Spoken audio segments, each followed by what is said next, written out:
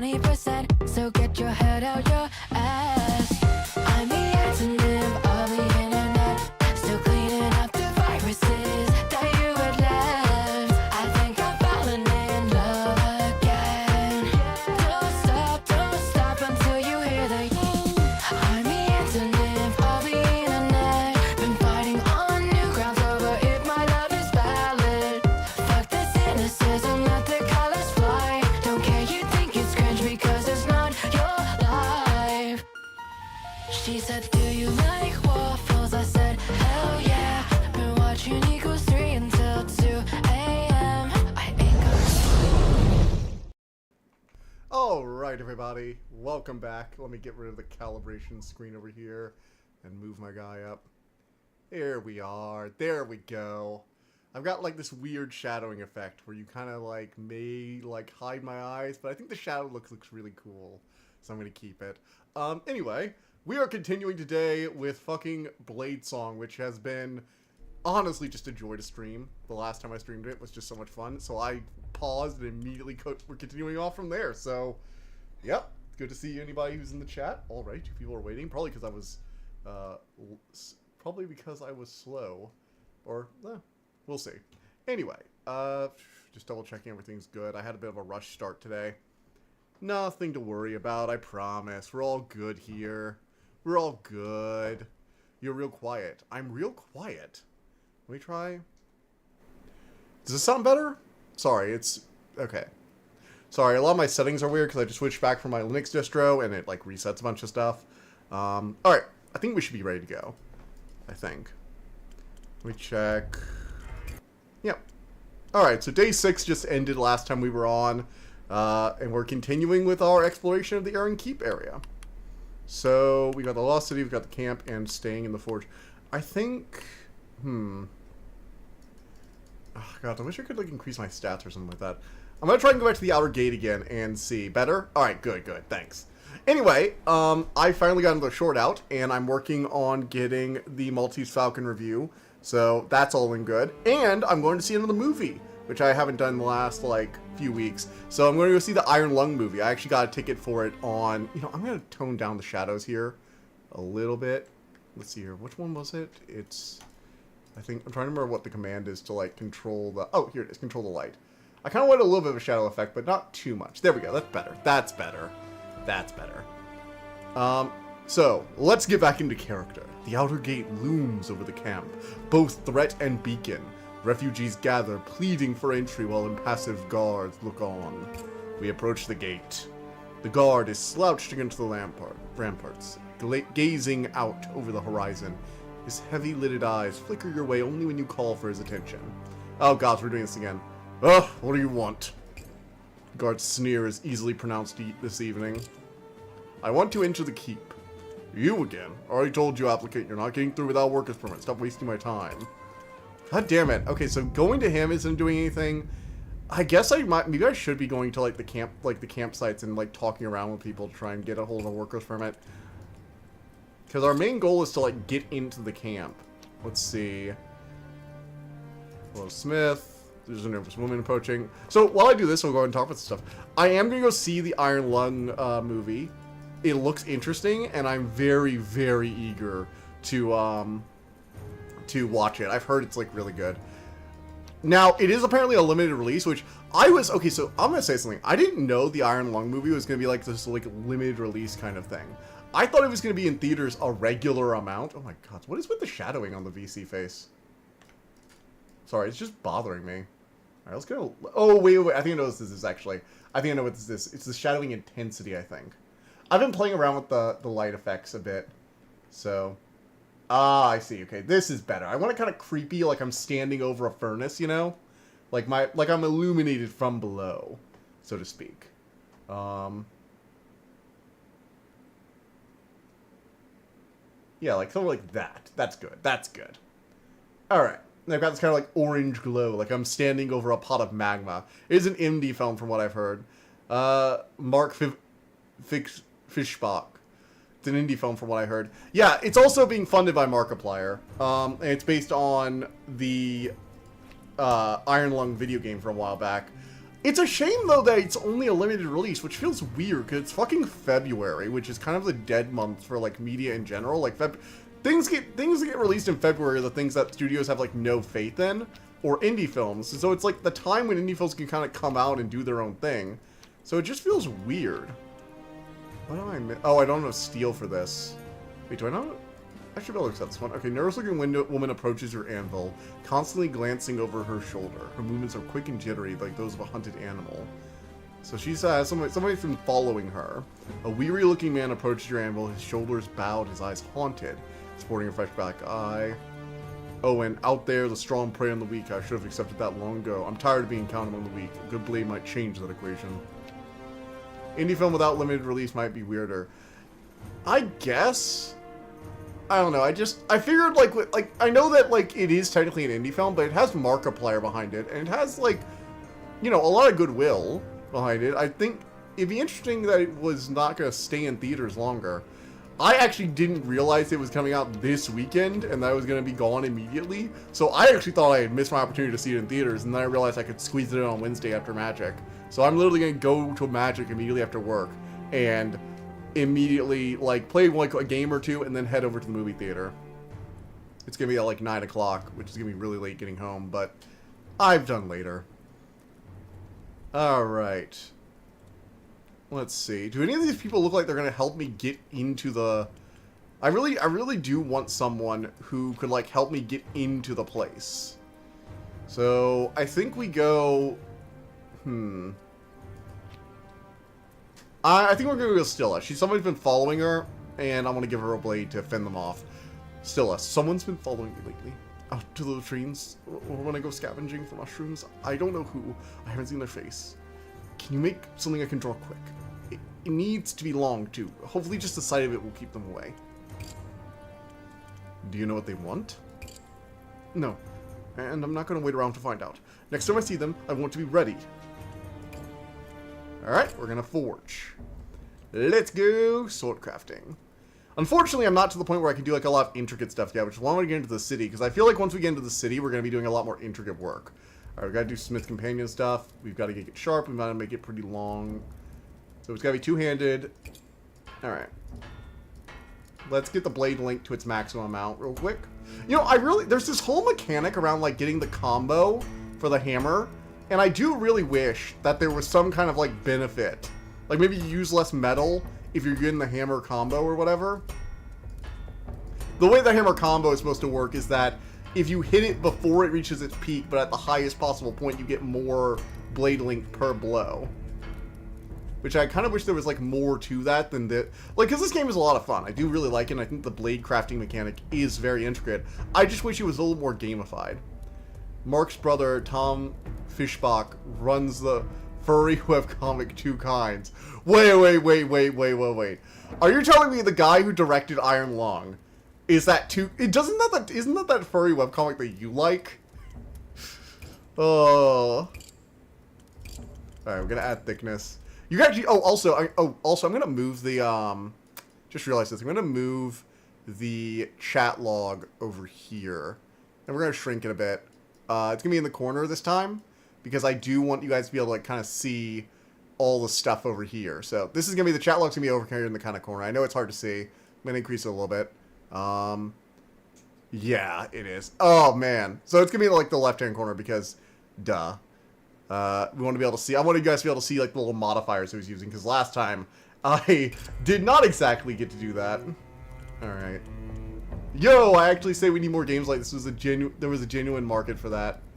You mean, Iron Lung? Or do you mean Bladesong?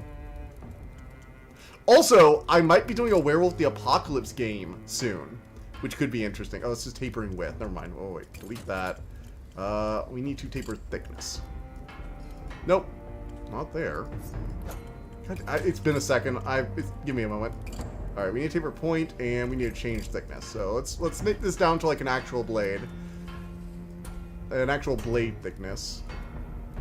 So, we're going for speed, sharpness, and we need to make sure there's Smith Companion stuff in there. Alright. Get that pointy. Stabby, stabby. Stabby, stabby, bitches. Narrow point. Cool. Actually, let's go ahead and, like, pull this all the way back. This is what I mean, though, because, like, the only thing that seems to be getting a benefit from when we use the hammer, like, when we're doing, like, the actual combo for it, I do wonder if making a really narrow point all the way down will actually improve the speed.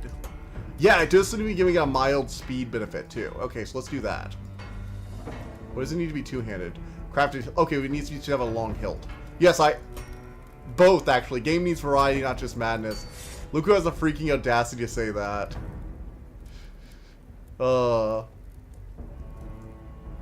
Anyway. I think I'm gonna make this like a very pointy, stabby kind of sword. Let's just give it like a narrow tip all the way down. Because part of the fun with this game is actually experimenting with it and trying to figure out like different sword designs. So now we're gonna add like a tapered width. Or no, not tapered width, tapered thickness. To give it like an actual edge. No? Not there. What am I oh, I'm thinking of cross-section. I'm sorry. I'm an idiot. Cross-section. There it is. Okay, so we got a really long blade that's very pointy. God, this thing is starting to look like Hornet's Needle. Actually, you know what? Let's just make this Hornet's Needle. Taper width. No, not tapered width. Cross-section. Edge thickness. Convexity, maybe? Trying to think here. No, not that. Maybe swearing a bit more recently because I'm full of bridge mode. Yeah, a bridge series will do that to you. A bridge series will be like that sometimes. I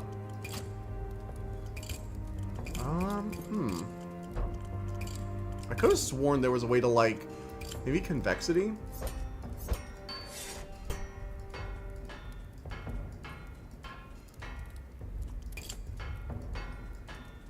No. Oh, there it is, there it is. And now we've reversed the hammering for this to get this back into, like, a very thin, fine edge. Then we do spine width, and we narrow that down. And now we've essentially got Hornet's Needle right here. Look at this fucking thing. This is basically Hornet's Needle. Oh, it's great. So what a bridge series have you watched? Because the bridge series are fun. Like, legitimately, some of my favorite things about a bridge series. Hellsing Ultimate Abridged is almost better. I'd say Hellsing Ultimate Abridged and SAO Abridged are bridge series so good, they surpass the actual show they were abridging.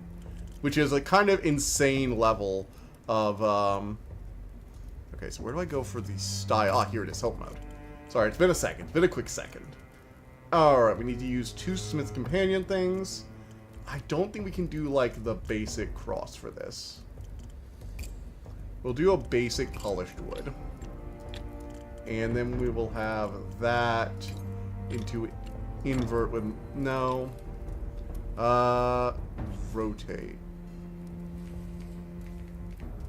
Shit.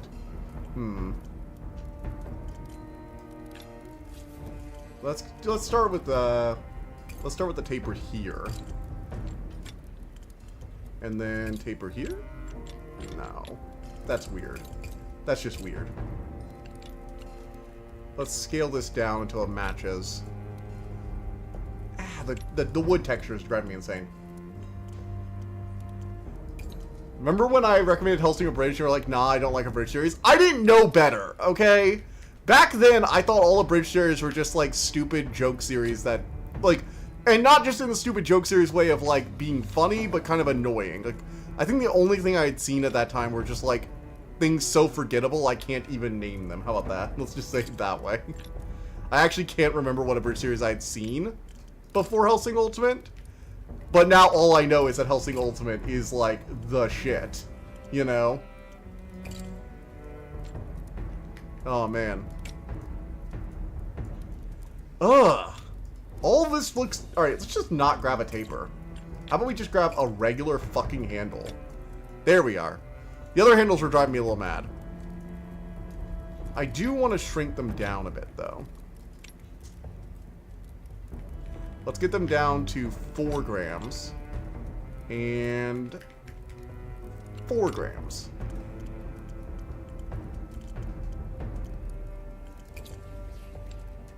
And 4 grams. And then we will add a ring pommel. No, I can't add a ring. I had to add something from the Smith's Companion. Damn it. Ah, what a pain. Yes and no. Hellsing Abridged is a debate between vanilla modded. Personally, I prefer the modded. I will say, Hellsing Ultimate, unlike SAO, was not bad at its base level, though. Like, SAO was actually just a shitty show. Unfortunately, I did really like it at the time, but as I grew to appreciate anime for more than just it showed me fantasy, and like started actually liking good shit, I slowly grew actual standards, essentially. Is basically what I'm saying. Yes, I grew standards over time. Remember, taste is not inherent. You can develop taste. I certainly as fuck did. I had shit taste when I was younger. I've said, to be fair, I've said nah, I don't like something about a lot of things that you've had me try. And you've ended up being right about. Like, this is not a one-off either. There have been several series or types of things that you have had me try that I ended up really liking. The Needle. It's not really Hornet's Needle, but we're just going to call this the Needle and offer Distilla. She takes the weapon with relief. Her eyes are set within deep circles, as though she hasn't slept for a week. Good. I'll carry this everywhere and sleep with it close to hand. If my second shadow shows themselves again, I'll be ready. I don't know, I'd like to accept your offering. I do like how there's this little, like, slow-mo, like, look at the blade reveal. Very nice. Very cinematic. Alright, let's break down some shit, too. We can break down some old tools today. And then I guess we will go visit the old man. Let's see. Vendor, scrap pedal. I remember now, Non-Peace, Jujutsu Abridged, and Code Ment was my marathon. You went wanted show to be 40-hour Naruto fight scene. That's what, 90% running with music, no dialogue, actual hitting, running and jumping. Oh god, it's the days where I liked Naruto. Oh god, it's my cringe of high school is coming back to haunt me. Yes, I used to like Naruto. I can't stand it now. I tried rewatching it. I've tried rewatching Naruto on multiple occasions, and I remember loving it when I was younger. 40 minutes, not hours. Is it really that much different with Naruto, to be fair? Oh, God. Fucking hell, Naruto. Naruto has been painful to try and be a fan of. The thing is, I think it has some really good, like, base stuff to it. I think at its core, there is a solid show. It's just, it's fucked up in so many different ways. Also, I need to sell some shit. I need to sell some things. Sell a bit of gold. I need to have enough money to actually feed myself. There we go. Bid goodbye to the peddler. Yeah, but it's still like hard to watch. To be fair, there were things I liked that were good. It's just I liked a lot of bad stuff. And I was like way more defensive of it, I feel like. Like, I tried to excuse the bad parts. Nowadays, if I like something that's bad, I can point out the bad things and say, yeah, this part's bad, but I like this part, and I like the core concept, and that's enough to get me through it. Like, Code Lyoko, for example, has some, quite frankly, awful dubbed dialogue. I think the subtitles are slightly better, but not by, like, a ton. But I like the core premise. I like the characters, for all that it can be a bit janky at times. And I think Xana is a fairly, like, interesting AI villain. Mostly in the sense that it has actual motivations aside from just being evil. You know, it's like acting on full self-preservation mode, but it doesn't have access to the endless resources of Skynet. So when it escapes, it actually doesn't immediately end the world. Which I feel like is a little more interesting, because there's like an actual way to fight back. Alright, daily upkeep cost me 20. I earned 7 for today. Previous balance was 49. New balance is 36. Okay, so we can't really keep going up to the door. It's not working. Let's go to the camp. We've tried scavenging in the old village, in the old ruins. Let's try going to this camp area. So again, outside the walls of Aaron Keep, desperate souls gather in makeshift tents, pleading for entry. Oh, okay, so there are a few things. Yeah, we were warned not to do that. We can speak to Shev. Finds Chev sitting outside her tent, gnawing at a chicken bone that's already been picked clean. Nice to see you again. I'm just enjoying my dinner. I'd offer you some, but I'm still waiting on for my sommelier to pair the perfect wine. What do you know about the magical barrier around Aaron Keep? It appeared shortly after the Sundering, right? The same time as the Masked King took the throne? I don't know much more than that, sorry. Not much more than I know. We watching Code Lyoko in original French or what? Oh, gods! You know, I watched an episode in original French. Back when I was first watching the series. There was an episode called Vertigo that I could not find anywhere online in the original English. I missed the premiere of it on TV. So I had to track down a subtitled version, which is when I found out that Code Lyoko is from France. I also mistakenly thought Code Lyoko was anime at one point, because it was like distributed by Funimation, and I had only seen Funimation associated with anime. It was a wild time. I was young. It was a wild time. What's the latest gossip around camp? Do you ever meet Lawkin? The gangly young man who lives a few tents over. Apparently he struck out for the wastes, planning to go on a crow and seek his fortune. It's suicide if you ask me. Everyone knows a crow's life is short and brutal, but I guess you could say the same thing about life in the camps. Do you have a plan for getting into Aaron Keep? Of course. I've got a skilled team assembled with lockpicks and grappling hooks. No, I don't have a plan for getting in. I'm making this up as I go along, and failing miserably. How'd you end up here? I grew up far west of here, in Kurevi. Kurevi? I lived in a beautiful port town. On certain mornings, the sea and sky blended together into one shade of misty blue. Expedition 33 vibes. Damn. I mean, wait, we've had a big sundering.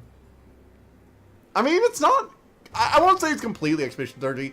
Honestly, this feels more like Souls-like aesthetic to me, where you have like a destroyed, rampant kingdom. It's just we've joined a Souls-like game right before everything goes completely to shit. Anime, animation, potato, potato. It was like looking out into the hazy abyss with ships suspended in the middle. Then the Sundering happened. Since then, I've been hopping from settlement to settlement, disaster to disaster. You know, it's like we're mid-War of the Gods. Or, in this case, it's we're immediately the gods just fucked off, and... Oh, I meant French. Oh! You're talking about Code Lyoko. I wouldn't say Code Lyoko is really... I mean, it's Expedition 33 vibes because it's French, I guess. But, like, meh. Now, I will say this. I do really like the extended theme song in French. I used to listen to it all the time. I actually think this French sounds better than the English. The English feels a bit stilted at points, but the French just, like, rolls off the tongue really well. Un bito vignan, quero vis, quero travi, o mi va, o sova, sovena traditions. I have some of the lyrics just stuck in my head forever. A few years ago, I heard that Aaron Keep had survived. No, better than survived. It had thrived. Safest forest in the world, surrounded by a magic shield that kept both plagues and monsters at bay. I'm terrible. Good, he was able to put 2 and 2 together. I'm so proud. I'm not that terrible. The name sounded familiar, and then I remembered. My dad used to tell me how his fool of a brother had moved to Aaron Keep to meet his fortune. Not the stroke of luck. You're telling me.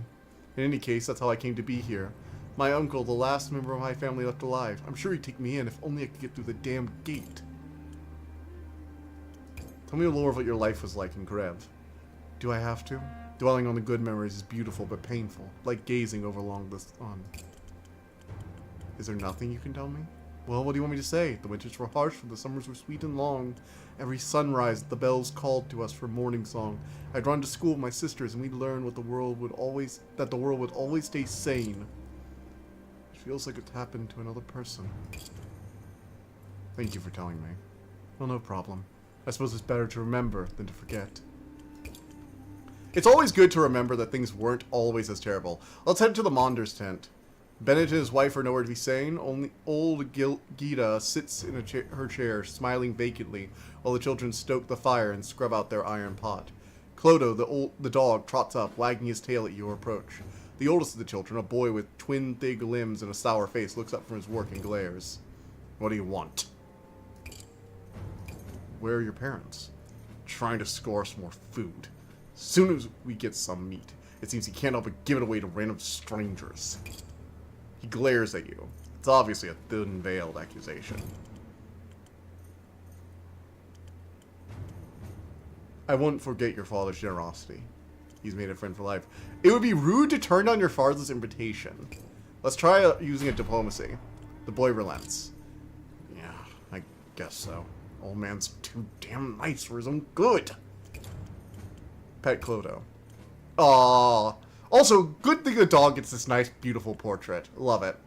Also, this is what I meant by symmetry. Yes, the dog has a somewhat symmetrical face, but you can see it's offset slightly. Like, this part of the nose is tilted a little bit towards the viewer. It makes it seem more naturalistic. This is what we were talking about when we were talking about, like, how symmetry isn't always the most important thing.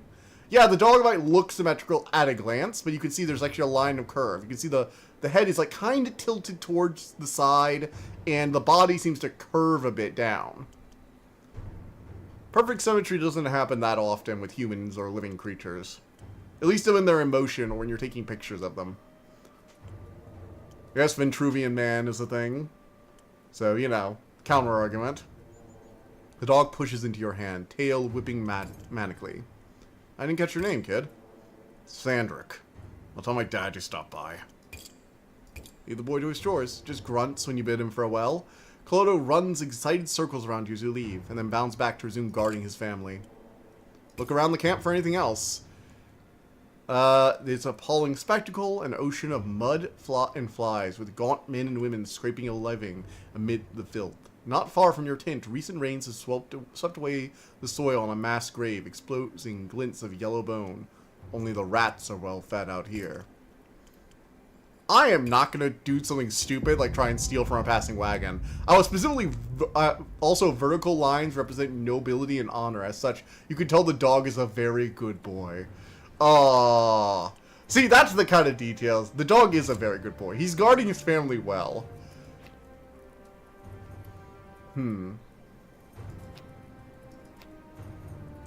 Elmerd came again. This is the rebel leader who wants to, like... This is the guy who wants to fight the guards as they come, like, wreck everybody. Do I have any way of, like, actually talking to someone? Do I have any points? I don't have any experience points. I have a lot more stuff I can... Oh, I gotta make some money to survive. So, not much I can do other than keep taking requests. I think I'm gonna help the guy who's building up the rebel army. I've been stuck out here a lot longer than I thought I'd be, so I'm starting to become very sympathetic to the rebels. Elmerd, they're building up to something. More guards on the walls every day. New weapons, I've been watching them prepare for weeks. He scratches absent-mindedly at an old scar in his face. It'll be at night, when they think we're sleeping. They'll pour out those gates and clean up the refugee problem once and for all. Just you wait. I reckon I'll need a good blade at my side. No matter how good your blade, you won't be able to fend off a whole troop of guardsmen. That's fine. I just don't want to hide in my tent waiting for death. I'll meet it on my own feet, and be taking a few with me. On the other hand, with good line control, you don't think that much about symmetry. It just happens. I knew with line control a separate concept, but here we are. You sound a little paranoid, but... Alright, what do you need? I'm not asking for anything special. Just something sharp, reliable. Okay, okay. No embellishments, got it. You do want something leather, because that's going to help with your grip. Alright, let's lengthen this bitch. He wants a simple blade, basic length. Let's do it. Let's get that balance up. Okay, mobility's going to be kind of meh, but we need to sharpen it, so let's go ahead and change that width.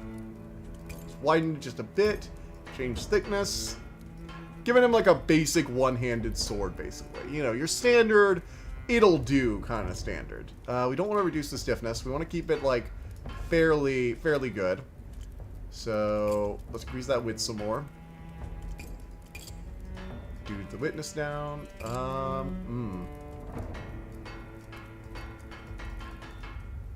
Maybe I need to really... No, we need to focus on, like, the actual points, and reducing the length some is going to help with the stiffness.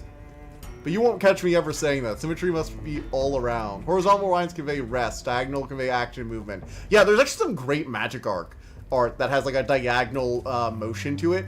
One of my favorite artists. Ah, God, I'm blanking on his name at the moment. But he did like a lot of like the really jagged art. I think he did Nicol Bolas and Ugin. God, what was his name? Fuck. It's gonna drive me insane.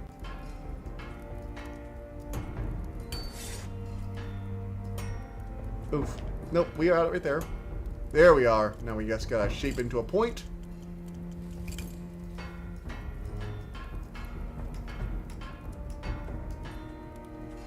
This is a thick boy. We need to reduce that width a bit.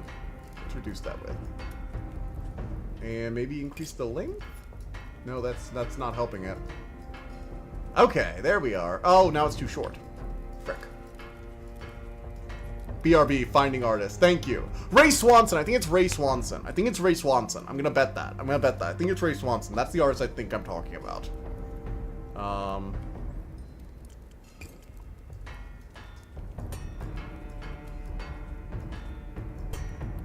We're giving this guy like a fucking meat cleaver. Look at what I'm giving him. For reference, this is the handle. It's like 2 handle lengths. Oh, man. One-handed. Craft a short hilt. We're giving this guy a fucking little mini meat cleaver of a sword. This thing is beautiful, actually. I love it. It's like the gut sword if it were like a fraction of the... a tiny fraction of a percent of the thickness and... like, just as wide, but not nearly as, like, thick, you know, or as long. Oh, man.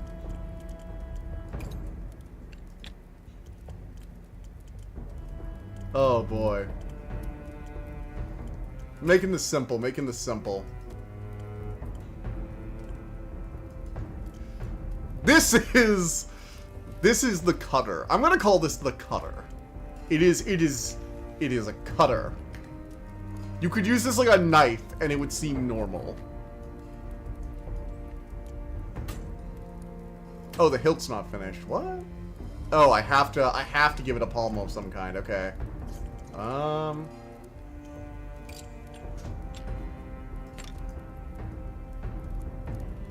God, that just seems depressing.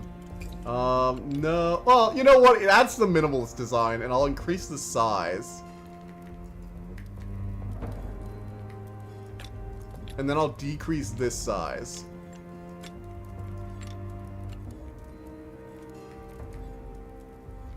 Until it's just around. Okay, let's try this one. No. Okay, so this doesn't count, I guess.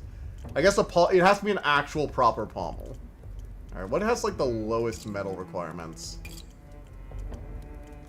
Finding artist. If it's Dragon Slayer, it would be Dagger. If it's it would be Dragon Dagger. This is Guts' Dagger. That's what this is. This is just Guts' Dagger. Guys, we got to... all the pommels are so fucking massive. Oh... come on, one of these has to be small. Come on. Sure, why not? This adds to the aesthetic. It's very utilitarian, okay? Chill. Oh, it has to be one-handed. I thought I made it one-handed. Oh, if you shrink it too much, it's not one-handed. Okay. There, now it's one-handed. Oh, man. So beautifully minimalist. Yeah, exactly what I was heading for. Beautifully minimalist. The cutter. Hit it. Hilt is on... I thought I increased the size enough. There we go. Damn, I keep moving away and trying to, like... He holds the blade up, turning it this way and that. His stance speaks of old battles. Muscle memory that never faded. Better than I expected. He glances up at the walls of Aaron Keep, his eyes dark.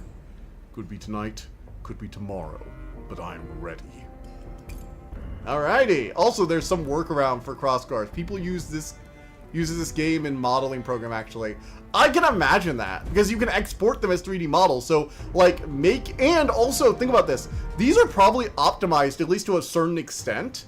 So this probably allows you to make a really cool sword model in, like, really low time. I would not be surprised. Honestly, that's actually a really smart idea. If you want to make swords for a video game, pulling this out and using it to make your models. Engraver. Ooh, maybe I can engrave, like, my own signature onto the blade in order to get in. Fuller with rounded edge. There's so many kind of different things. Also, you can bend the sword. Ooh. La la la. Creating custom cross guards and shit. I think I'm going to do the engraver, though, for now. I want to unlock the graver. And it also increases my finesse by a point. So I now have greater finesse. Raymond Swanland is the artist I was thinking for. Okay, I got the name kind of pseudo-correct. Okay, cool. I was off, but, like, I had the general vibe of who I was talking about. Alright, I don't think we need any metal. Oh, no, we need some wood. We need some more wood. You poor innocent thing, it's not just about swords. Oh, gods. I saved the prettiest trinkets for you. Yes! I love the fucking merchant. Okay, grab some wood. Oh boy. Sell those cuffs.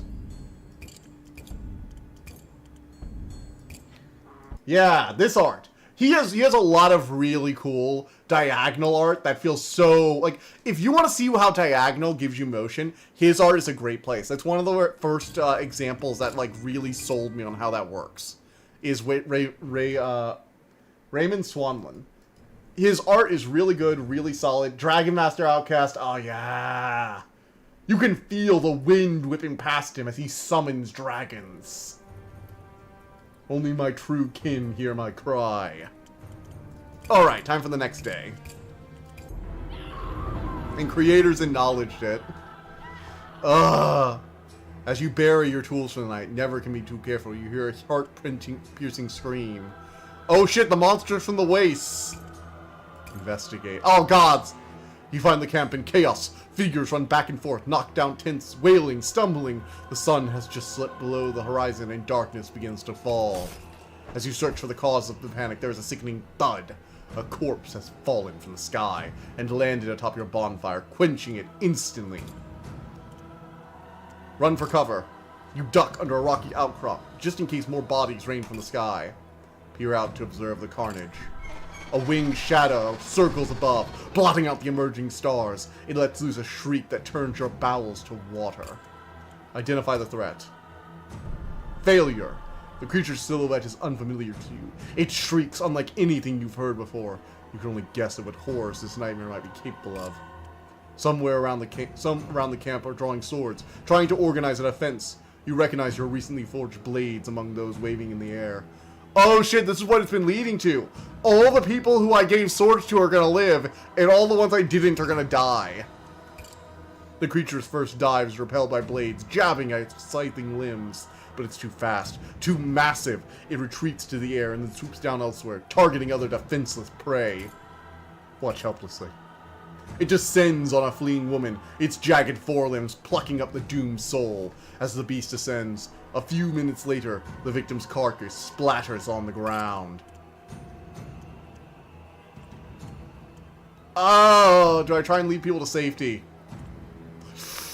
God, I love the, like, sound effect and music with this. Like, that shriek earlier. I'm gonna join those with the swords. I grab a sword and join a defensive ring that's formed around a group of wailing children. The beast swoops down, crashing into the circle with bone-crushing force, scattering the armed men in all directions.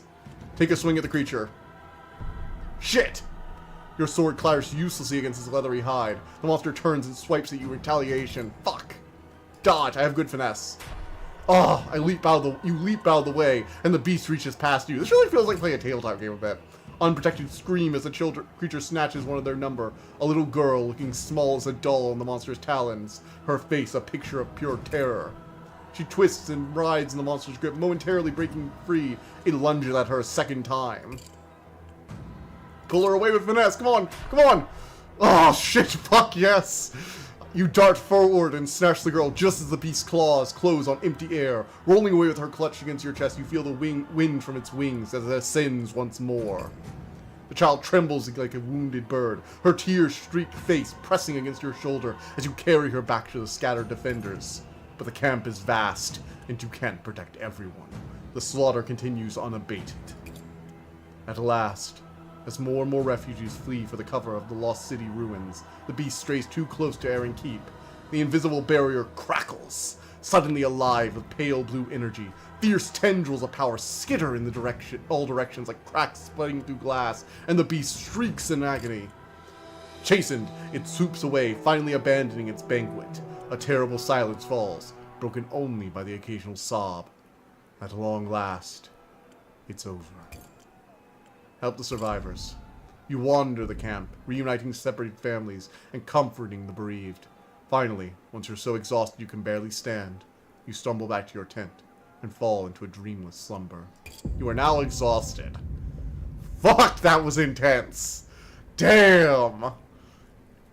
Ugh! The morning air is crisp. The sun shines on devastation.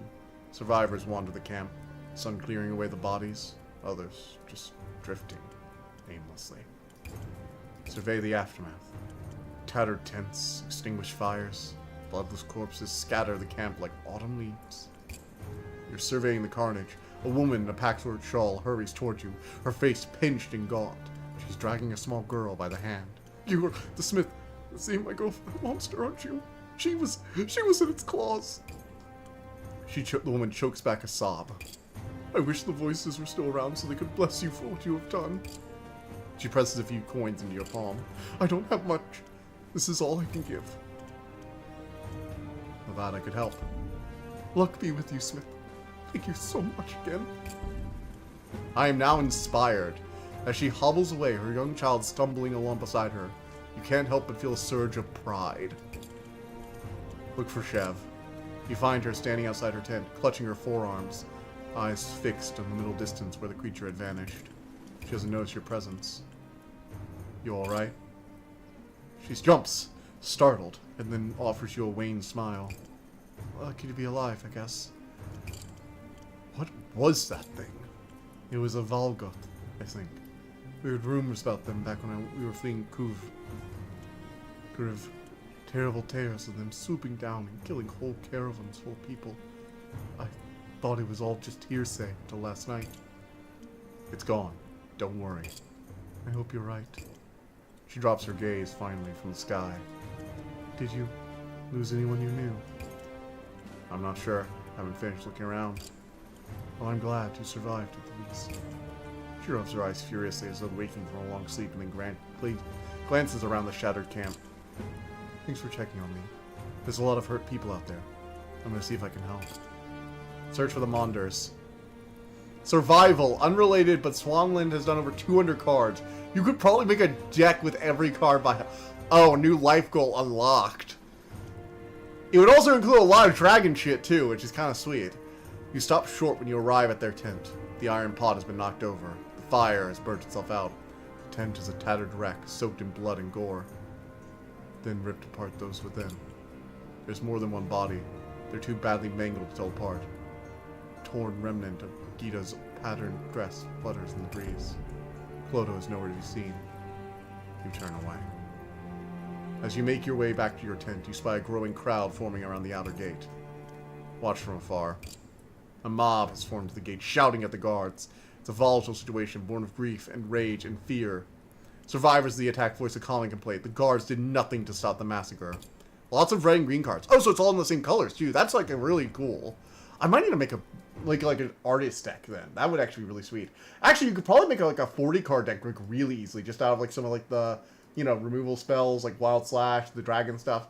Oh, that'd be fun. But really, their complaint is more basic. They're still stranded outside the city with no reprieve in sight. You suspect the guards would happily retreat to their stone parapets, but the wagons are rolling in. The gates need to be opened. Watch the disaster unfold. Guards fan out from the gate, trying to keep the shouting refugees at bay with their shields. Back! Get back! But the usual tactics won't work today. One by one, the refugees draw swords. Sharp blades glitter in the morning light. You recognize your own handiwork. Drop the weapons, or... The rest of the watchman's words are lost in a gurgle as someone thrusts a blade through his throat. The mob surges. The guards retreat, shouting for reinforcements, while the wagon is toppled onto its side and set aflame. Looters pull crates from the burning wreckage, yelling in triumph. Head back to my tent. You beat a hasty retreat as more and more guards pour out of the gate, swords drawn, ready to enact bloody vengeance on any applicant foolish enough to have lingered. God, that was intense. Like, it has a really cool swordcrafting mechanic, but god damn. Ugh. Man. I'm really upset the family didn't make it. I was really hoping my sword would at least allow them to survive. Like, I figured the old woman was gonna die. Look, Gita, you were not long for this world, and you already lived a long life. I am upset the kids and the dog might have died. I really hope Clodo is still alive. Please don't have killed the dog game. Come on, give me a dog companion. Even the Apocalypse games give you a dog companion. I'm looking at you, Fallout. Good job. I'm going to head into the lost. The woman who approaches your anvil has sharp, quick eyes and never stops scanning her surroundings. Judging by her scars, she's had some close scrapes in her past. Delia. Delila. I'm going to head into the lost city to find some stuff to sell. People say there's good treasure in there. Stuff that was left behind. Old tools, scrap, maybe even some gold. But the lost city is dangerous. Think that hunt in the dark. I need something to keep me alive out there. Call it an investment for future business opportunities. You know. Alright, sure. Well, let's do this. Let's do this. Hopefully you can bring back some stuff. Starting to wonder if any of this means anything at all. But there's the nihilism talking.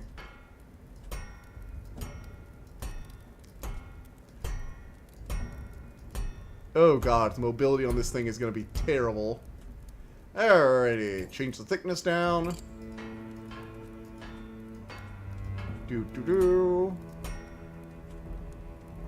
Okay, now we need to get a regular point and sharpen it.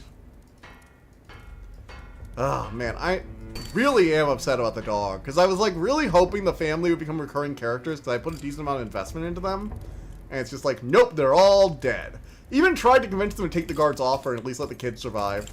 Funny scientific discovery that crossed my ear showed in tribe times they were sustaining old and sick ones, often offensively to hunt. What? I'm so confused. What is that statement? Are you saying they hunted the old people they were? I'm so confused. I don't know what you're talking about. Alright, basic regular point. This is a pretty standard sword. Pretty standard blade, you know?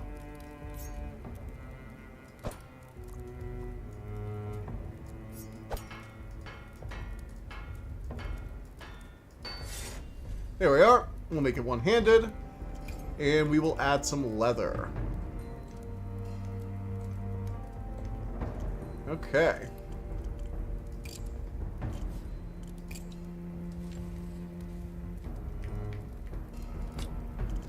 And we will end cap it with, let's say, something lightweight. We don't want to waste a lot of resources. Do a ring. A very small ring, as small as we can get. And then we leather it. Unable to hunt, maybe. They were sustaining the people who were unable to hunt. Okay.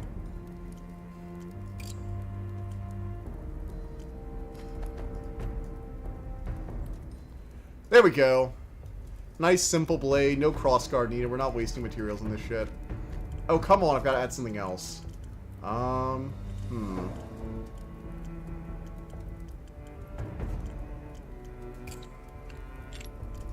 Let's add an end cap here, and we'll put some leather on that, I guess.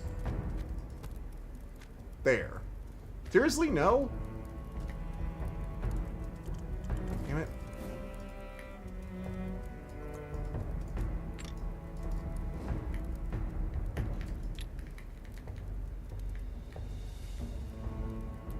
Okay, well, I've got to add something else, I guess. Fuck, I've got to add some kind of guard, don't I? I really don't like wasting material and shit like this. If it's not necessary. Also, really? Leather on the fucking crossguard? Gross. Ugh. And now I've got to sharpen it some more. Cross-section.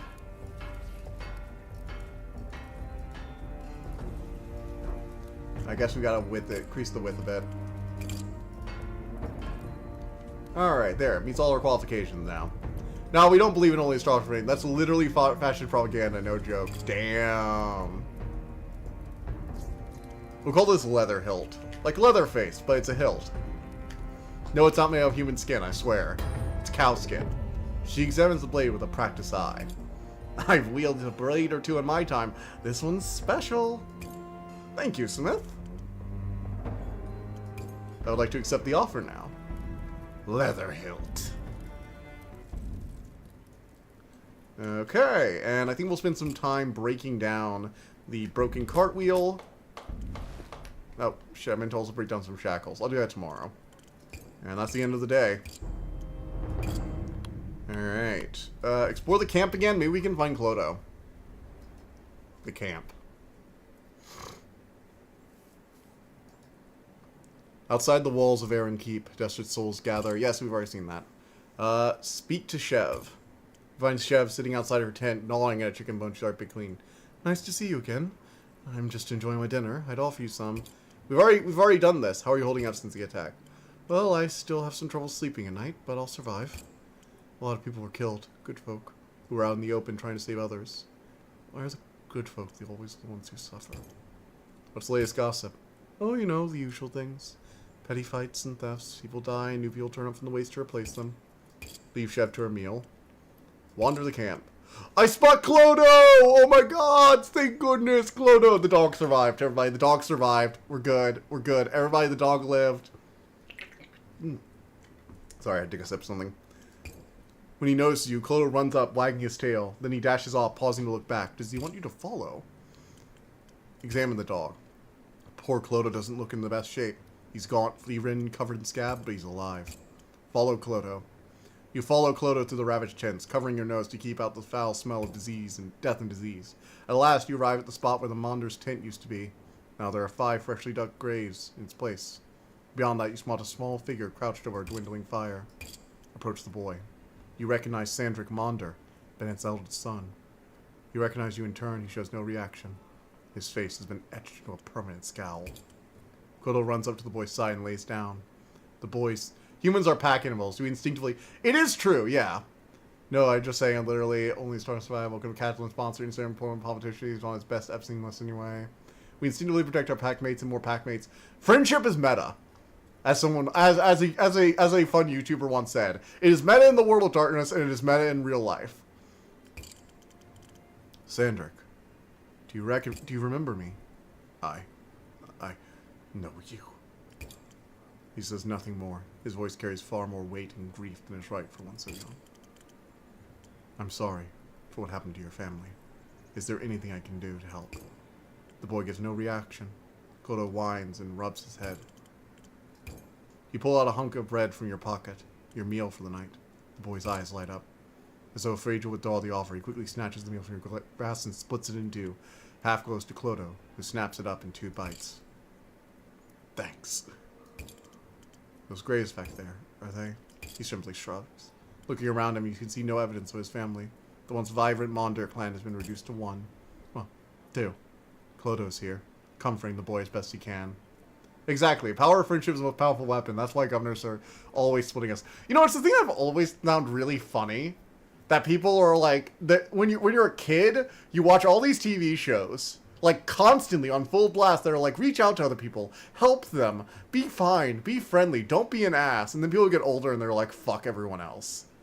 And I'm like, I'm not exactly a people person, but, like, the rest of you apparently are. The fuck? Oh... It's just weird. We use the power of friendship because it's meta. Cooperation is a great tool for survival. Pet Clodo. The dog nuzzles into your flank, growling contently. Goodbye. If you come back and I'm not here, look after Clodo, will you? Poor dog's got no one else in the world. Clodo barks, his huge tongue lolling out of his mouth. His tail beats dust from the floor. You leave the two of them together, the boy and dog, alone in a hostile world. At least they have each other. And thus starts a fantasy epic. Well, I am out of rations, unfortunately. But I don't want him to die, and, I mean, at least the dog might live. The gray light dawn filters into your tent. You hear the tramp of boots through the mud. The alarm cries to your neighbors. Something is happening. Watch out, Smith. The guards are in camp. They think they're here for... you. Out. Exit my tent. As you climb into the light, Rough Hand sees you. Looking around, you can see a full squadron of guards has ventured from the outer gate, led by a woman with pin black hair and a severe glare. She's standing over your anvil, contemplating it with an unreadable expression. This is him, Sarge, the one who's been arming the applicants. You recognize this fellow as the same guard you spoke of to the outer gate. Tree over there looks like good height for a noose. Shall we get started?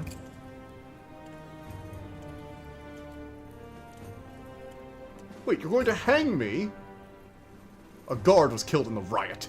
2 more are in the infirmary, all thanks to you arming this rabble with blades beyond their station. You were the one who told me I needed to prove I was a blacksmith. Shut up! He looks ready to say more, but his commanding officer raises her hand and the guard shuts his mouth instantly. Wherever did you get the idea that we were going to hang this man, Corporal? But, Sarge, Guardsman's dead. Someone has to pay. The applicant who killed Briggs has been slain, along with 6 accomplices. Justice is done. If we blame the Smith, what next? Find the man who dug the ore and kill him too? Sarge, one more word out of your mouth and I'll have you flogged. You were supposed to be on the lookout for a swordsmith. Now I see there was one under your nose for who knows how long. Rank incompetence. The guardsman suddenly seems very interested in his own boots. Oh, I like this woman. She's like, we have very few people left, and you turned down a skilled craftsman at the gates? What the fuck is wrong with you? I'm writing a story, itching for the most epic power friendship moment in history. It's about dragons. Of course, because dragons are the best of friendship. So what do you want from me? You have no use to Aaron Keep. You're an untalented smith. Make a sword for me. Something I'd be proud to have on my hip in the parade ground. If I'm satisfied with the quality, then congratulations. You're Aaron Keep's newest swordsmith. If I'm unsatisfied, maybe I let the corporal hang you after all. The guardsman brightens up at that.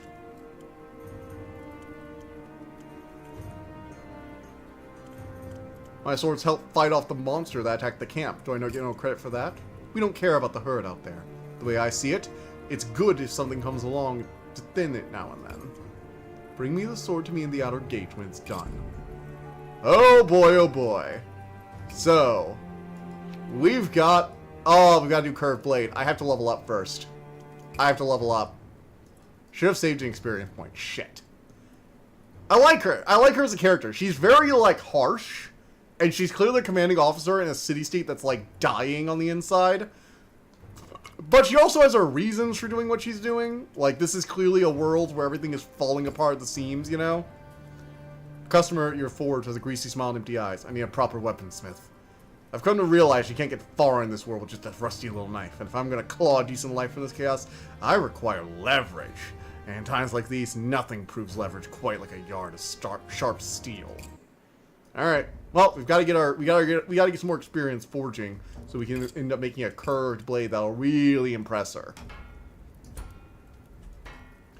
Oh god, so now we get to like use all the fancy shit, you know? It's gonna be great. We're finally making fucking progress. All I had to do was arm some rebels. Friends, you were right from the beginning. We should just arm the rebels from the start and know this would have happened. Duh, you're gods. Okay, it's gotta be sharp enough, so let's go ahead and add that. Change thickness. Alright, cross section. There we are. It's sharp now. It's mobile. Shit speed, but blade needs to be that long, so we're gonna go with it. Good mobility. Alrighty. Let's see here now. We need to narrow the point, so go over here.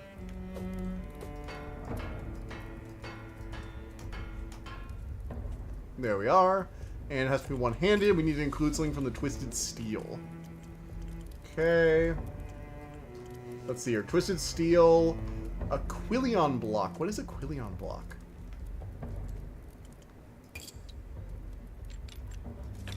Is it like a...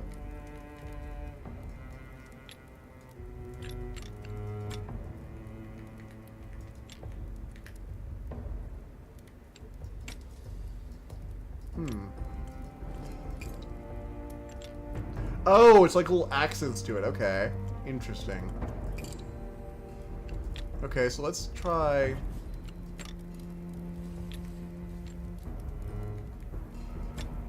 And then we can try adding a... like, hook add-on, maybe? Nah, I'm not really a fan of that one.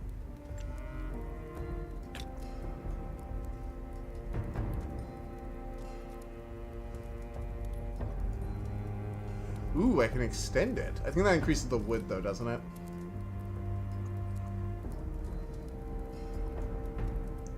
Okay.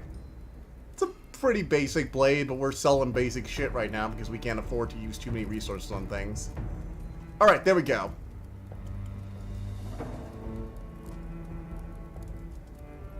We're not gonna name this one. We don't really have a name. Not really a name for it. It's pretty basic.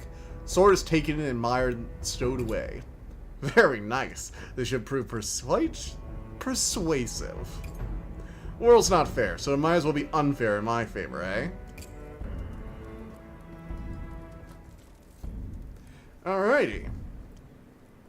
And we need a little bit more XP. We need like 176 experience. Ugh. Okay, so if we do one more of these jobs, I think I'll do the stacker one. That way I can also break something down. So I'll salvage that. That gives me some shit to work with. We'll work with stacker. So what's this about? You're bent over your anvil, repairing one of your hammers, when suddenly a voice at your shoulder makes you jump. Hello, Smith! Man must move as quietly as a cat. He's small, wiry, with a balding head and eyes almost lost within deep black circles. Looks like he hasn't slept in weeks. Startled me. You should keep a better lookout, Smith. Name's Stacker. I try to keep watch over the camp at night. Walk the perimeter, check on folk, warn off thieves. You know, the usual. He rubs his face wearily. 3 nights ago, I caught some fellas trying to break into old Marta's tent. She's got nothing but a few scraps of food and some blankets, but they were going to take it away. I called them out to them, told them to move along. They just laughed at me. So I'm going to do, fight all 3 of them with my wooden club? I need a sword. Did they take anything? Aye, they did. Took her last bit of dried meat and the good blanket her daughter gave before she died. That old one shivering and hungry. All because I had nothing but a lump of wood. Next time I want to give them pause. Why do you take it upon yourself to watch over everyone? Someone has to. The watch up in the keep doesn't care about what happens here, as long as we don't cause them trouble. We're on our own. Way I see it, if we stick together, we can make the camp, well, maybe not a nice place to be, but not unbearable neither. Trouble is, people always want to claw each other over who's got the most scraps. This is what we were literally just talking about. Cooperation is humanity's best chance of survival, even in situations like this. Even with a sword, 1 against 3 is pretty poor odds. Thieves are cowards. All bark, no bite. Sight of a strong sword will send them running, I know it. Diplomacy, success. Well, he sounds confident, he won't quite meet your eyes. A part of you wonders this man simply no longer cares if he lives or dies. What kind of blade do you need? Nothing fancy. Just something that'll make the thieves think twice about whether they really want to push their luck. Alright. Sounds like a plan. Oh wow, he really doesn't have like much at all. Damn. When he said basic, he really meant it. I think the only requirements here are like the basic, like it has to be sharp enough to cut something requirement that every sword has. The impact has to be at least a 1, so it has to at least be able to thud somebody in the face. Which means there just has to be substance to the damn thing. And that's basically it. It does I am going to apparently do a hand and a half. This is the first time I've seen this one actually. Grab the hilt of a medium length for both one-handed and two-handed use. Use one of the 1 longer or 2 shorter grip parts to achieve this. Okay, interesting. It has to have a narrow cute point. Alright. Let's do this then. Let's go ahead and make it narrow as fuck. There we are. Actually, we're going to reverse that a bit. There we are. Change the width. No, wait. Back. Change the thickness. Here we are. Alrighty. Oof. Come on, don't. Ah, god damn it. Alright, gotta change some. Include the width a bit.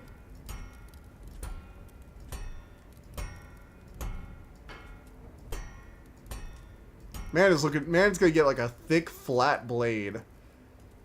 This is a pretty basic sword. This is like your iron sword that you get from like a dungeon in a Skyrim kind of game, you know? Like a 10.5 sword you get from like a dungeon in the early game. Alright, narrow that point. Actually, you know what? I think what I can do is actually probably increase the... Yeah, that's increasing the witness. That's increasing it.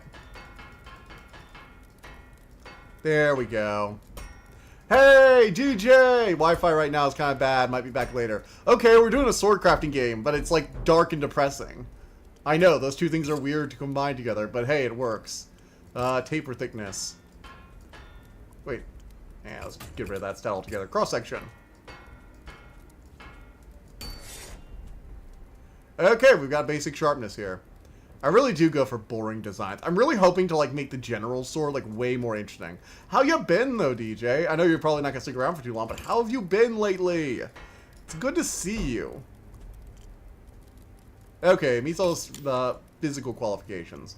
Now we need to actually make it, like, good. So let's try one of these, and then we're gonna extend it. Oh, oops.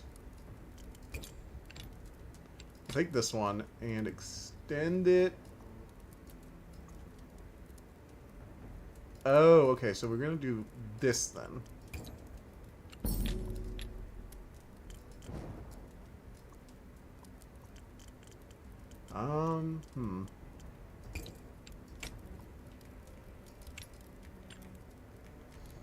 Alright.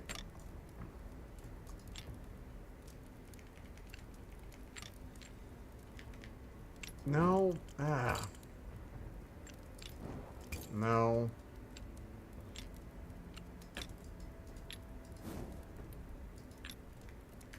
Rotate, sync, shift for fine control.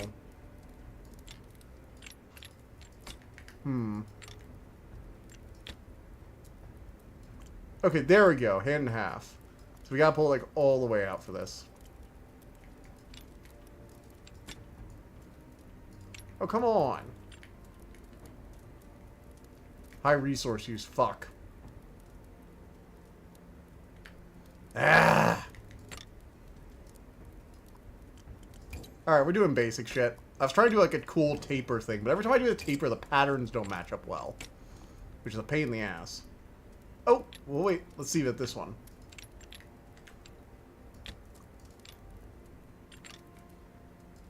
Alright, that gets that there, and... Seriously? Hand and a half. One longer. Okay, yeah, so that was the problem. I was making it too long. It was too big. Well, it was too long, technically. Okay, so you gotta get that, like, nice, sweet area. That was what was... Alright, this is the first time I've had to craft a hand and a half sword. I was trying to pay attention to it. But we also gotta get things from the Swordmaker's Essentials. So... There we go. Swordmaker's Essentials are going to have the Pearson Type H, the Gladius. Ooh, this is good. This is a nice standard guard here. And then we can add in a basic Swordkeeper's Essential. You know, like a basic, like very, very basic.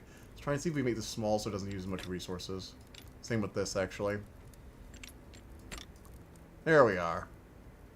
Minimal resource use, still nice and small. Honestly, I just don't think this looks right, though. I do want my swords to be aesthetically interesting. Like, you know, I want them to at least look nice.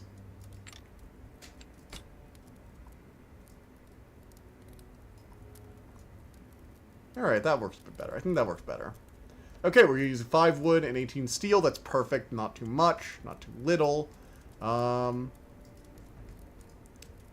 do we call you? We're gonna call him Rough. Like, rough and tumble. Like, he's gonna get in some fights. This is Rough.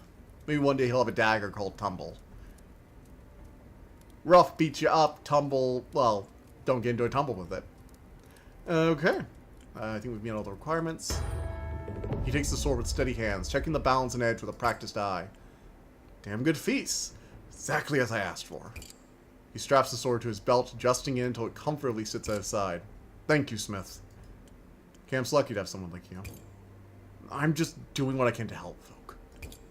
I've been in this camp for years. I used to hide in my tent like a rabbit. I'm getting old. Not too afraid of dying anymore. Oh yeah, he's definitely suicidal. Definitely suicidal. Alright, I finally got like another XP point. And I need to unlock bending, I think. Let me double check this before I do it. Yeah, I need to unlock the ability Curved Blades. Right here. Okay, so it's not bending, it was Curved Blades, not sword part bending. Alright, and then tomorrow we can work on the Captain's Blade. Nice. Alright, we've gotta... I'm gonna go check on the kid. I'm really worried about the kid. I have a really bad feeling he's not living. Oh, man. Speak to Sandrick Maunder. You find the boy sitting by the fire. Clodo sat faithfully by his side, both so thin it's painful to behold. I'm gonna share some more food. Pull a hunk of bread from my pocket. Your meal from the night. Afraid you'll withdraw the offer, he quickly snatches the meal from your grasp and splits it in two. Half goes to Clodo, who snaps it up in 2 bites. Thanks. Hey, Clodo. Not Clodo, Clodo. I will return to my tent. New day has dawned. We've got jobs to do. Well, a job. Before I get started, I'm going to go to the scrap peddler. And we're going to survey his wares. We're going to buy a bunch of metal, sell some shit.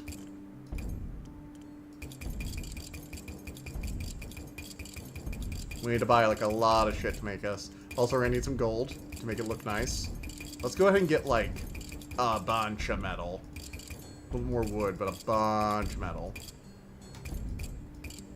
I'm going to have enough so I can actually like pay for rations and shit. I don't want to run out of money.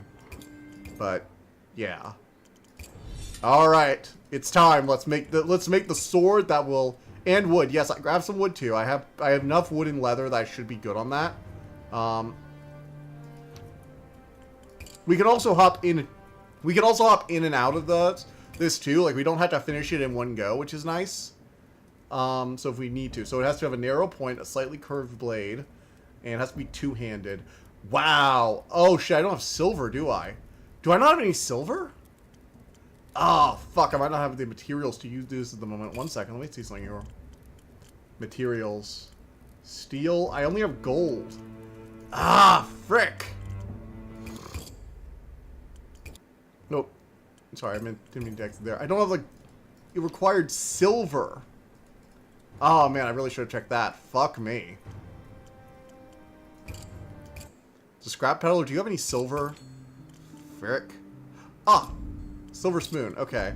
Oh, fuck, going back to the menu, reset all my purchases. God damn it.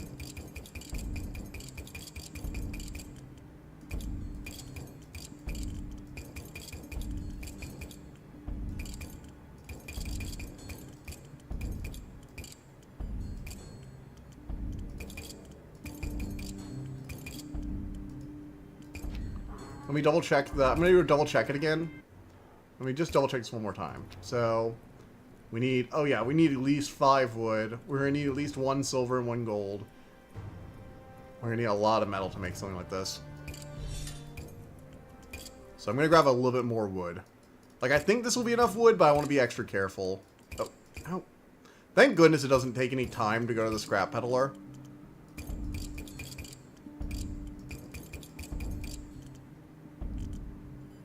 Actually, I might actually sell some leather, because I don't technically need leather for, like, anything on this one. And I might need more metal. And let's grab some more wood. Okay. Bid goodbye to the peddler. Alright, let's go ahead and, actually, hop out of here. Hit save. There. Now, before we even enter it, that way if we need to unload for whatever reason. Alright. Let's do this. We got this thing. So, we are going to make a sword to blow her socks off. Let us get started. First up, we need to get this thing to the proper length. That is always our first priority. Let's get you nice and long. Hammer, hammer, hammer time. So what are you guys thinking for, like, accents? I was thinking of going for, like, a, you know, like a curved guard sword. Like, you know one of those, like, decorative swords you saw in, like, Victorian England or Napoleonic England? Actually, I should probably pull up some reference images. That might be a good idea. Here, one second. I'm going to pull up, like, a reference images of, like, swords. Let's see here. Napoleonic swords. Napoleonic swords. So let's, like, say something like, you know... Oh, this is actually a nice reference right here. It's like a nice saber, like a fancy saber, you know? Something two-handed that's like kind of like this. Yeah, I think I can do something. I think I can do something kind of like that. I can see how those little individual parts might be useful. Okay, we're gonna like kind of keep that up there, and I'm gonna keep an eye on it. Oh boy, oh boy, we're getting reference images and everything. Oh god, I feel like a real craftsman. Oh, how joyous. Okay, so we need to make a two-handed sword. First up, we're going to start on meeting her physical qualifications. Actually, no.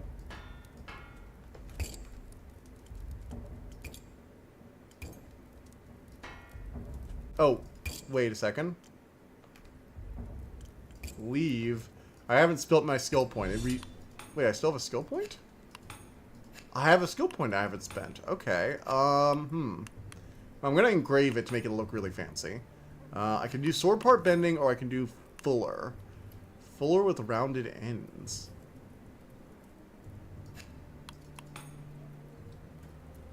Huh. A new feature. We can either do sword part bending, which will eventually unlock I think I'm going to do this, because salvaging will be improved. Oh, no, I don't have a skill point. Why did it say I have a skill point? Oh, it's just tutorial entry. That was just the last tutorial entry. I'm an idiot. Can the tutorial just go away now? Why is it still there? Okay. Crash the additional width. We're going to affect thickness now. We're going for like a curved or like slightly... We're going for like a curved like officer's sword. You know, the kind of thing that she wants to like mostly have on her to wear at her wrist and look sharp and dangerous. You know? Okay. We're going to want the cross section. Then we're going to want to add a narrow point. We're going to drag this back. Basically the whole sword, honestly. I want the whole sword to kind of like tiff towards the point.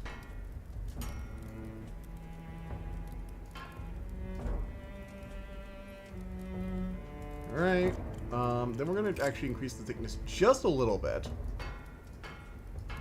To give it some stiffness. Then we'll increase the width.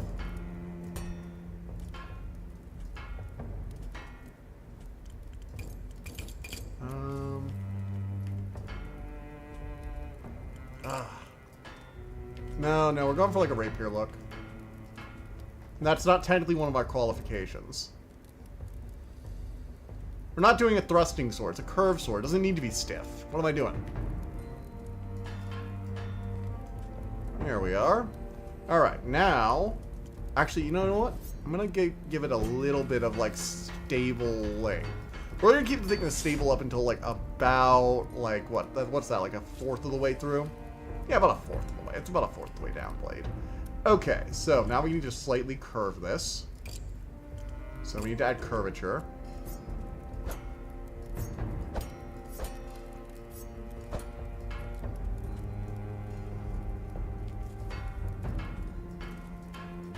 Let's see how curved can we get towards a slight curve, no more. Okay. You know, it didn't say it had to be double-sided, actually.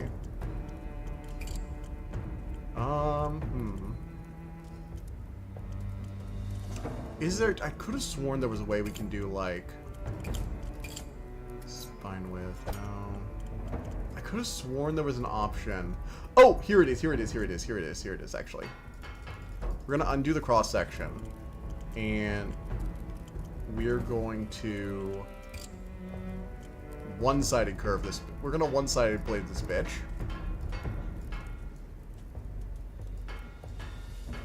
Like a very, like, nice curved blade. And then we're going to swap to the other side, actually.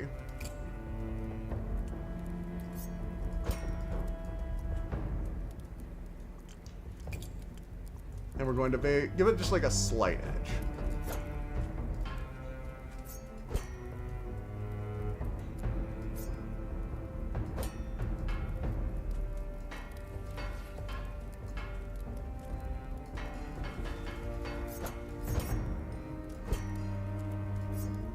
And we're going to give it a slight edge over here, I think.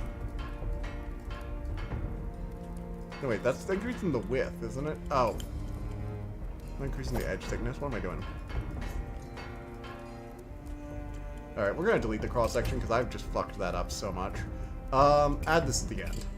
Add this at the end. Okay.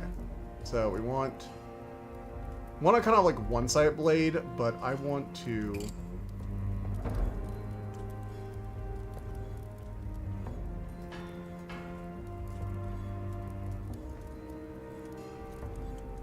No. I want it to look good, you know?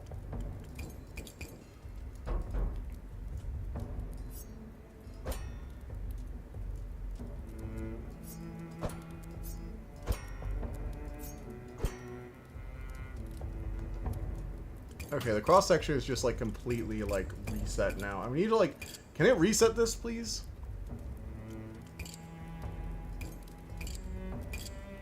There we go. Alright, there we go, there we go, there we go. Sharpness 2 achieved. And then we will flip back to the other side. Oh, I can't do that, okay. Then in that case, there's an undo button, right? No, there really isn't. Okay, fuck. There, we'll keep it sharp 2. This is fine, this is fine. It's a thin blade, it's got that kind of look to it, so...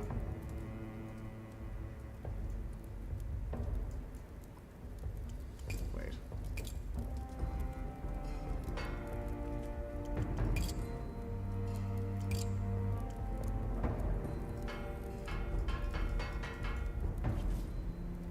Alright, there we are. One-sided blade. Because I've decided that. It's nice and long, it's slightly curved. It has like kind of a start up here to the change width. I think we're just gonna fuck that up. We're just gonna fuck with that. There we are. Have it consistent. Be it consistent. No need to be fancier in that regard until we can get some like smoothing tools. Okay, now we need to add the actual flare that's gonna make this thing pop. So let's start with like a good solid handle. So we need to like get the wood, for example. So we have engravings we can do for Elder Futhark runes. We have precious metals we can add. Let's start with a two-handed handle. We're gonna need to use a decent amount of wood for this.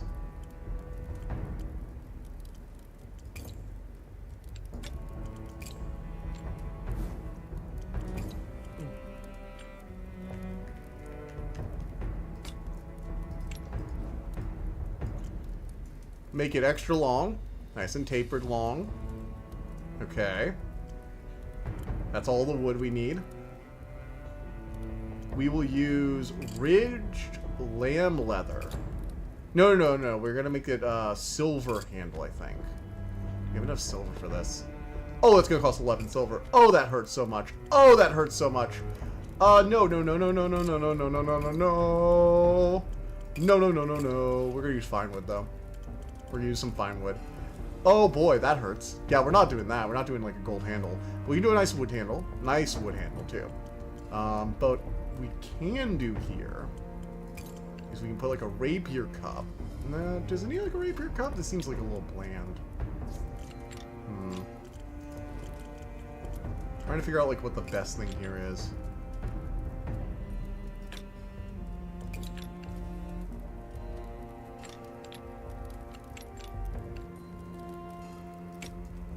Like an S-bend here.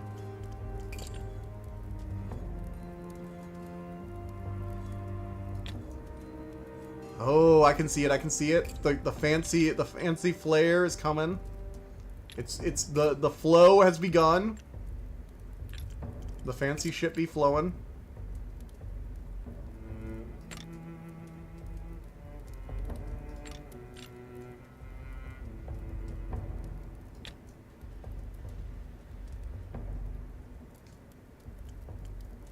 starting to float at least.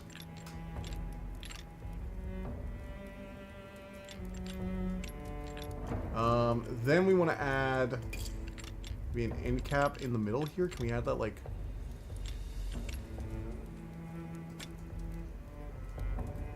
No. No, that doesn't really work. We can add an emblem though. Ooh, I see that could work. Put this here. And try and like frame the emblem.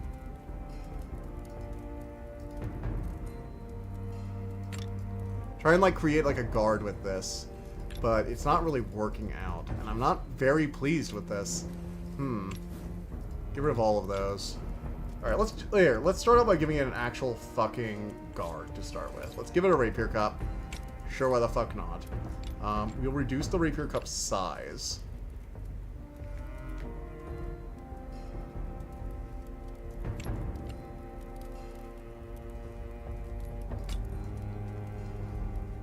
Okay. Then we will add onto the rapier cup some embellishment. No. That's not really great. Ooh, on the side here maybe, we can add like a knuckle guard.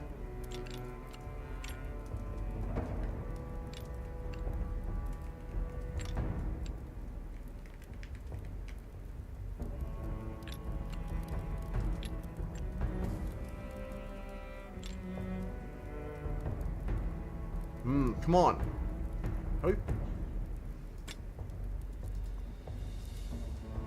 There we are.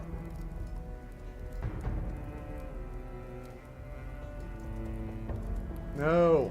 Come on, be better. There's, I think, oh. God fucking hell. 3D programs. Work with me. Kind of like bend it outward because it's not really a one-handed sword. Then, on top of all of that, we're going to add some flair here. We will place an emblem upon the cup.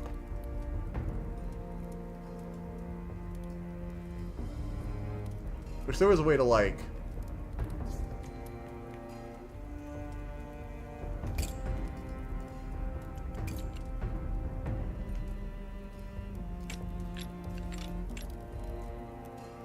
Okay, I mean it's working. I can see some stuff starting here.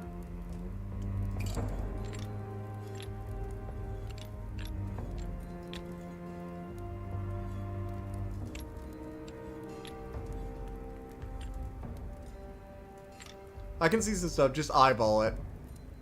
Yeah, you're right. Just eyeball it.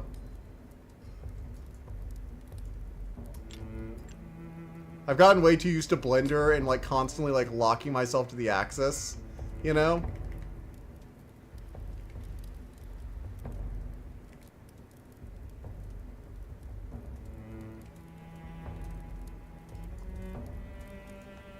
Alright, now we're going to add some gold and some silver.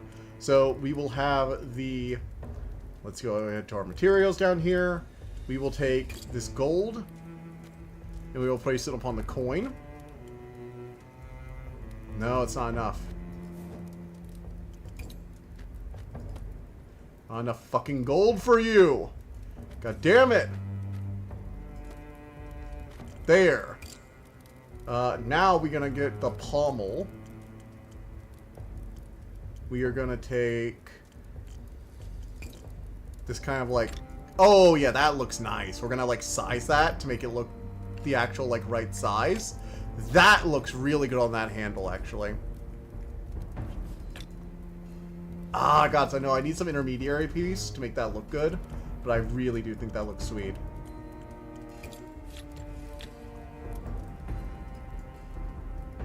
No, that just looks silly. Could...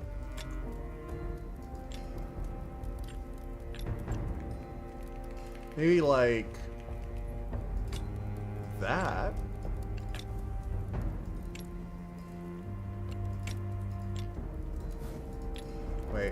see something here? I can't reduce that any bit. Frustrating. Okay. Just like you learned to eyeball for 2D. Yeah, true. Nah, it's too jagged. No. I want kind of like a good transitionary thing for that pommel thing I'm inserting. I think this might work. It's very rigid, and I kind of want like a nice like curve into the handle, which I can then turn silver with the other piece. Because I might need to turn more than one piece silver anyway.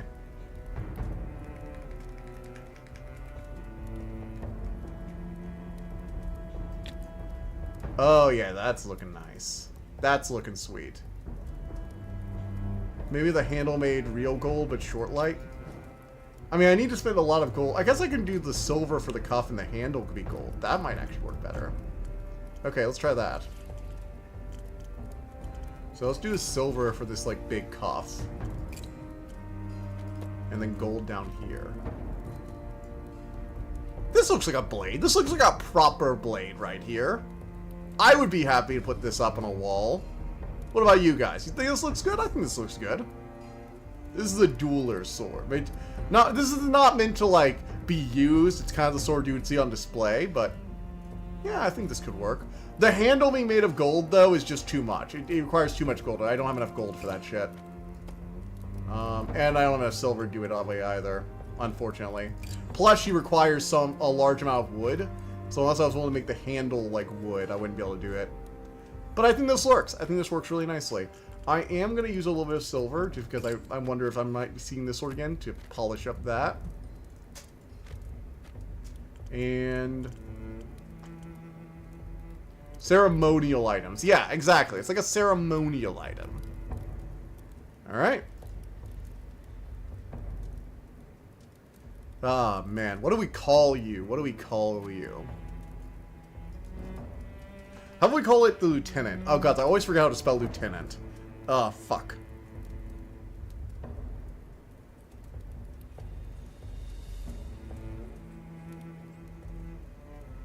Lieutenant. Ah, fuck, I always forget how to spell lieutenant. There we are. This is like the sword like a captain or lieutenant would have, you know? Goldfinger. Goldfinger? Oh, okay, never mind. Goldfinger it is. Goldfinger it is. That's not how you spell that. That is not how you spell that. Goldfinger. That is, like, way better, actually. That's way better than Lieutenant. That's way better. Because it has that little gold touch at the end. And a gold coin. I will offer this. At last it's done. The blade that will spell the difference between the entry daring keep or swinging at the end of a rope. Shev has been watching you work the forge for the last hour, hovering at the periphery of your encampment. Is it done? Is this it? Are you done? Aye. My ticket to the outer gate, hopefully. Either that or a grave. Good luck, Smith. She pulls you into the tight embrace. And remember what I said of my uncle. If you do make it into the city. Goldfinger. Hell yeah. Goldfinger.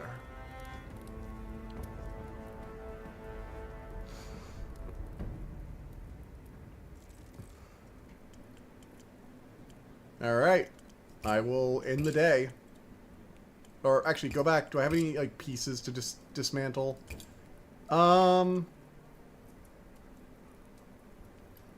just go ahead and end the day. Alright, new balance is 25. Do we go check on the kid first? Oh, no. We're gonna go check on the sergeant. We're gonna check on the sergeant. The outer gate. Lots of people here, but lots of guards. The outer gate looms over the camp, both threat and beacon. Refugees gather, pleading for entry while impassive guards look on. I approach the gate. The guard is slouching into the ramparts, gazing out over the horizon. His heavy-lidded eyes flicker your way only when you call for his attention. Ah, what do you want? The guard sneers, especially pronounced this evening. I finished making the sergeant's sword. The guard looks you up and down from atop the wall. At last, with a roll of his eyes, he turns and bellows a command. The portcullis rises, and the great doors swing open. I'm I'm going to see you swing one day, worm. Hopefully today. You walk into the gatehouse, wait for the sergeant's arrival, suffering the impatient glares of the guards. The sergeant is otherwise occupied. By the time he arrives, the first rays of dawn are in the sky. Let's see it, then. Hand her the sword. She takes the sword in hand. Holding it up to the light, she twists the blade this way and that, her eyes glittering. Your heart stops beating until she finally pronounces, "Acceptable. By official decree of the crown, sanction of the grace of the Masked King, I declare you worthy of stepping into the role of Keep's new swordsmith." Her voice is flat and emotionless. One eye arches as she awaits your reaction. Thank you. Praise the Masked King. I will, indeed. Remember, your entry into Keep is a privilege, not a right, and it can be taken away as easy as a snap of my fingers. Your every waking moment shall be spent considering how you can be useful to my city. There's an empty forge in the artisan's quarter that has not been maintained since the previous smith vanished. It is now your duty to fix it back up and start supplying swords to the city as soon as you can. Consider this part of your rehabilitation into civilized society. I'll do my best for the good of Keep. Oh wait, I should have asked about the previous smith. Shit. Without another word, the sergeant turns and marches away, leaving you standing awkward silence beside the gate guard. Here. A piece of parchment bearing the Masked King's crimson wax seals thrust into your hands. Grants you the right to work within Keep until such time as His Majesty decrees otherwise. You have gained a permit allowing you to live and work in Keep. Get out of here. Can you give me directions to the forge? Just shut up. You're lucky I don't have a noose around your neck. Chill, no respect at all. No chill, no respect at all. Also, the previous smith mysteriously disappeared? Why do I have a really bad feeling I'm gonna get wrapped up in that? We have officially made progress. Wisps of smoke from the morning cook fires trace corkscrews in the sky. The dawn air is filled with the hum and bustle of a city waking up. Ask for directions. You approach the first friendly face you see. A tall youth with a broad frame and a tangled mop of straw-colored hair. He's hauling a wheelbarrow stacked high with leathered hides. Hello, how can I help you? Caswin. I'm the new swordsmith in town. Oh, you're Thussen's replacement. I've delivery to make, but... He glances at his wheelbarrow of goods and shrugs. I got a bad feeling about it. I'm in danger. Both. A short detour wouldn't hurt. I'll show you your way to the forge. Offer to push his wheelbarrow. Are you sure? It's quite heavy. Taking the handles, you quickly find the truth of his words. The barrel is tied with the power of swaying leather hides, and your muscles, still weakened by starvation and illness, shudder under the strain of controlling it. Toughness. Oh, come on! For some reason, he's blushing as though he's embarrassed. Oh, come on! So sorry, I'll push from now on. I am... The fuck? Come on! His muscles ripple as he lifts the heavy loaded barrel. Despite his meek demeanor, he's clearly got sinews of steel. As you follow the man through the streets of Keep, you cannot but marvel. When was the last time you saw people look so happy and well fed? So many intact houses, so many proud spires. Just just realize. I mean, that's a lot of RPGs. A lot of RPGs still roll the dice thing. It goes back to tabletop gaming. In a city this size, how can you be in need of a blacksmith? No, what do you mean when I said I was Thessen's replacement? Thessen Felber, the master swordsmith, went missing a few months ago. No one else in Keep can make high-quality blades. He went missing? What happened? You'd have to ask someone else. I sometimes deliver leathers to old Thessen, but I didn't speak with him much. He scared me, truth be told. I've never met a man who could scowl like that, like a walking thundercloud. Hopefully whatever happened to him doesn't happen to me. The youth laughs awkwardly. He focuses on steering his barrel across this section of uneven cobblestones. You know, my father was a smith too. Back before the Sundering, back when he was... He hesitates, searching for the right word. Around. My elder brother was a true apprentice, the one meant to inherit the forge, but I picked up a few things. Fallout 4 is notorious for meaningless choices, I remember right? Yeah, but like, this game seems to have choices that actually seem to affect things. Like, I imagine that if I hadn't given the dad the sword, the kid probably wouldn't have survived. Let's be honest. And also, when I leave the city, if I hadn't given him food, he'd probably be dead. I get the feeling that this is actually going to add up over time. Maybe not every choice matters, but I get the feeling that some things are going to affect it. Why didn't you go into the family trade? I was a sickly child. Frail of body, my father didn't trust me with a hammer. Judging from his nonchalant handling of the heavy wheelbarrow, that sickly child is behind him. What kind of things did you pick up for your father? Yeah, I know my swagging from my fullering, my hardy tools from my heading tools. I understand the theory, but it's all from quiet observation, rather than practice, I mean. I love to properly learn my father's trade. I feel like I was honoring him. You know, there's likely room in my forge for an assistant. Really? Aye, good assistants are hard to come by. No, referring to my comment about I got a bad feeling about it and I'm in danger. Ah! The youth's excited expression fades. He glances down at his wheelbarrow. Unfortunately, I'm stuck working for the tannery. How come? It's a long story, but I'm deep in debt to Houndsburg League. They're a merchant guild who run all the trade in and out of the keep. They have me working at the tannery until my debt's cleared. You can't defy the League in Aaron Keep and live. There must be some way to get you out of this. Well, you could talk to the owner of the tannery, but he's not exactly a reasonable man. Keep walking. The air buzzes with laughter and friendly chatter. The market stalls bustle as coins and rumors are swapped. It's almost enough to make you forget the guards who stand at every corner, hands on the hilt of their swords. Here we are, the artisan's quarter. Your forge is just ahead. There it is, a sprawling building by the canal. Stone chimney stacked, jutting stubbornly against the sky. The door is hanging on its hinges. How long has this place been abandoned? It looks completely wrecked. The guards ransacked the place after the smith went missing. He sticks out his hand. My name's Castlewind, by the way. Nice to meet you, Smith. There'll be a space in my forge you get free from the tannery, Castlewind. Appreciate it. New location has been marked on my map, the tannery. Enter my new workshop. This has gone very well. I am like, this, you know what, this game has given me so much Dominion vibes. Also, Fallout 4 stories were, yes, snarky, more money, and not right now. Actually, yes, very much so. Fallout 4 sucks for a lot of reasons. Fallout 4's RPG mechanics and, like, dialogue choices, basically everything that wasn't its game, like, moment-to-moment combat gameplay sucked. I will say, as a combat gameplay, it probably has some of the best shooting and power armor of any Fallout game ever, but those features can only keep you engaged for so long.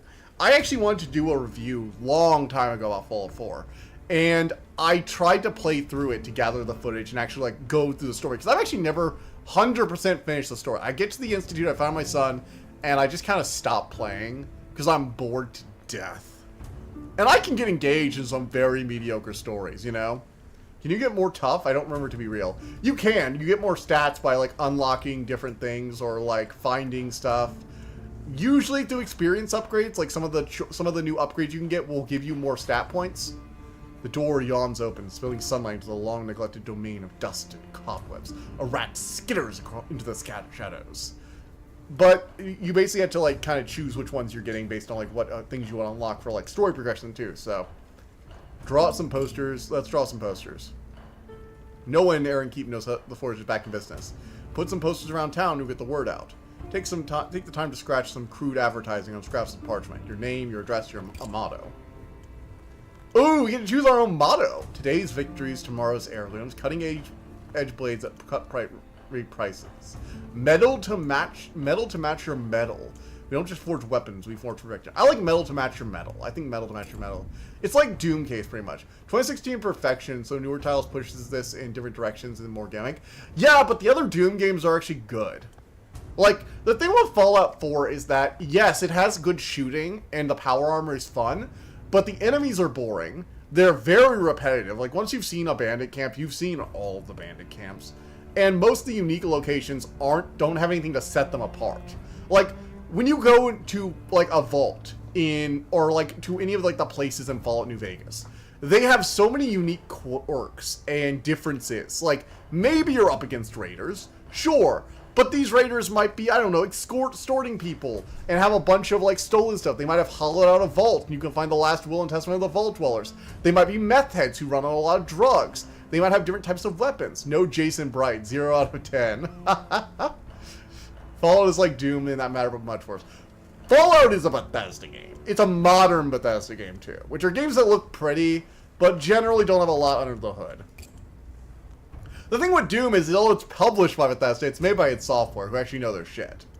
Let's check the storage area. Ooh, we got a cache of supplies. You need to find an ironmonger who can keep you supplied with good steel, a carpenter who can supply wood, and someone who can sell decent quality leather. Oh shit, the leather place. Get started. Stale air barely holds an afterthought of the scent and sound of iron, flame, and smoke. All the tools are here. And the chimney holds its breath. The anvil is still tuned.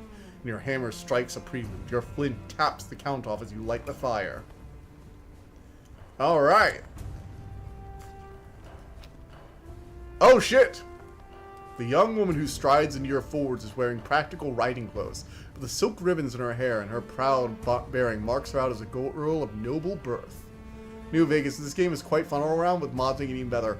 I am tentatively excited about... There have been rumors that they're going to be remasters of Fallout New Vegas. I am tentatively excited. Mostly because what Fallout New Vegas needs to get people to play it now is a fresh coat of paint.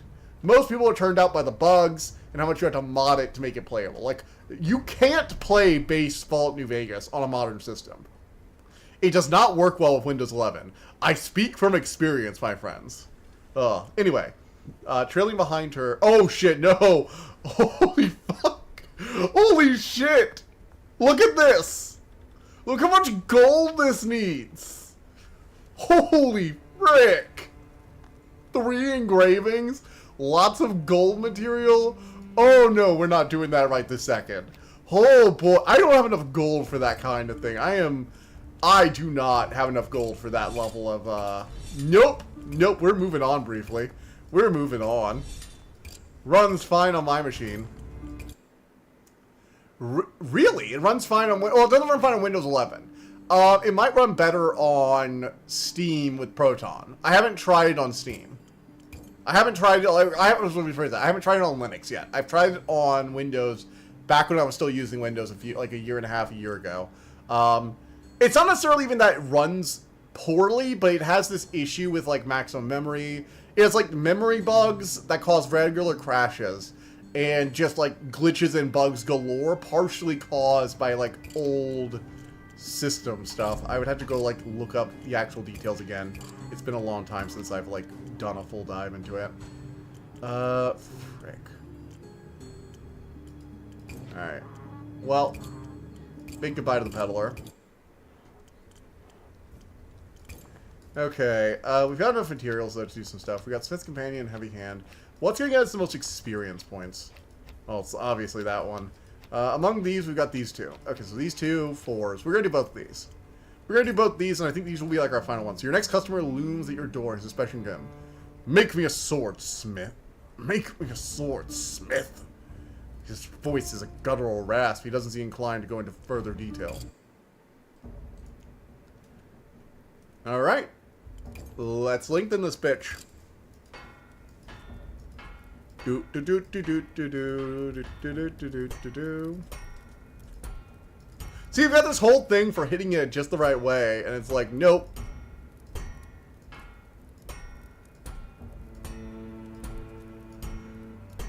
Make me a sword, Smith. Make me a sword, Smith. Guttural rasp. Okay, we gotta increase that mobility.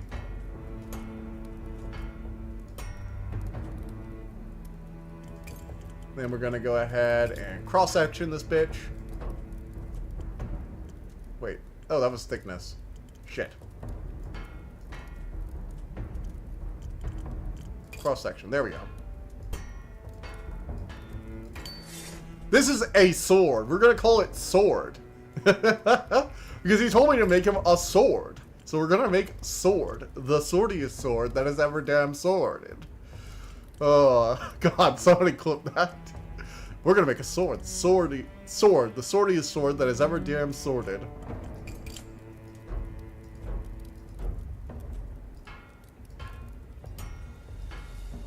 Alright, got a regular point in this bitch. Now we'll hop over here. Throw on a... Let's throw on like a Zweihander thing here. It's a pretty cool piece. I'd like to use it.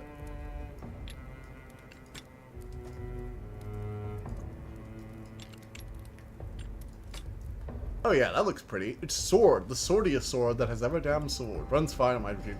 I do want to replay Fallout New Vegas, but I've replayed it so many times. Actually, it's really funny. The only playthrough I haven't done is I think the NCR. Because every time I agree with the NCR, I'm just like, yeah, but I could just, like, not. I could just do literally anything else. You know?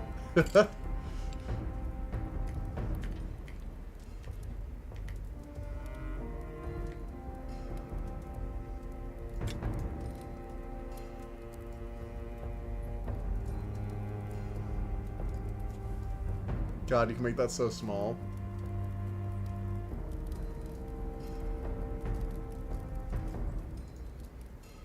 The exact one-handed length. Okay.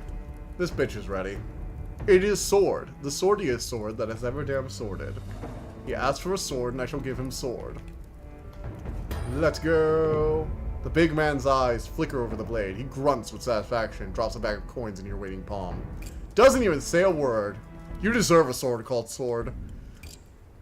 And he deserves you. Have at it, bud. Have at it. Enjoy. Ooh, we can get some silver and a small drum. Nice. A solid-looking young man enters your forge, his face set with determination. Next week, I'm leaving the city. I'll be guarding the lumber camps, out on the skirts of Bleakwoods. It's good pay if you survive. If I'm to collect if I'm to live to collect my wage, I'll need a good blade at my side.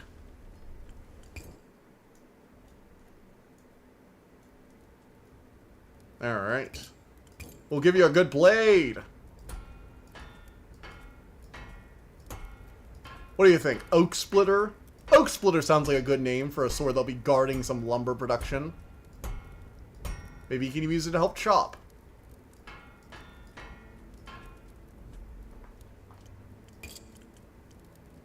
Alright. Change that thickness.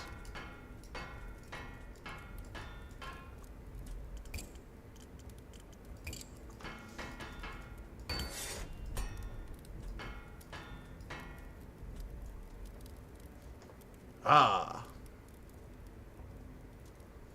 And this needs a point, and it needs a broad point. Okay.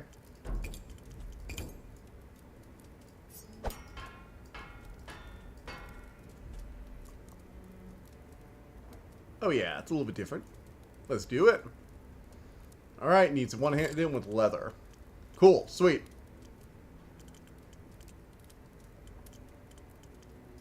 We'll do this like a Pearson type. There we are. And we'll throw on a...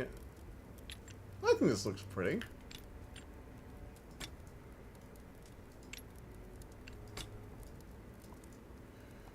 Yeah, there we go. Got him, bitch.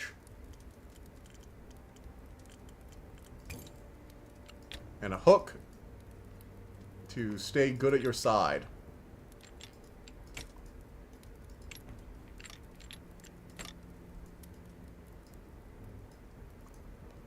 Alright. Look at that. Make this a bit larger so it like actually covers there. Nice, like nice rounded hook to hang at your side, you know? Because not everyone's gonna have access to a sheath. Okay, and we need to throw on some leather. So he wants, you know, probably wants some leather. Cow leather over that handle. Oh, maybe lamb leather instead. Does that use more leather? Ah, frick. Okay, oh, I got it. We'll just extend this a bit. Just a bit more. There we are. There we go. Oak Splitter. Oak Splitter. He holds your sword up to the light, setting his jaw. Yes, this'll serve. I'm heading out to the lumber camps tomorrow. Wish me luck, Smith. Stern and taciturn, you know?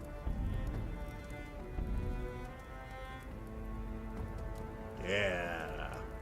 We got this. Alright, and I think that's basically it for today. Unfortunately, I still don't have that much fucking gold to use. Which is a shame, because she's offering like a lot of shit there. Especially a lot of money, which could be extremely useful. We need to go back by here. Saving up the prettiest trinkets. Yes, you are. We're going to buy some more gold. Buy a bit more metal. Close out. Make sure we have a little bit left over in case we need some money tomorrow. And I think that is where we will end the day. And I think this is also where we will probably end the stream. So we will end on day 12. We will save. Hey, look! We got exactly like 6 more days. Apparently, that's what I can do in a stream. It's about 6 days of content. Oh, man. But, yeah. So, I guess I will see you guys all next time. I do think I might break it up without something else. I've been thinking about maybe doing the werewolf game, or maybe something that's more action-focused. We will see what happens on Thursday. This game might be it again, but I'm trying to break things up more frequently. I might go through the recommendations on the Discord channel and check for any, like, small games there. But I will see you guys there then regardless, and hopefully we have some fun. Bye.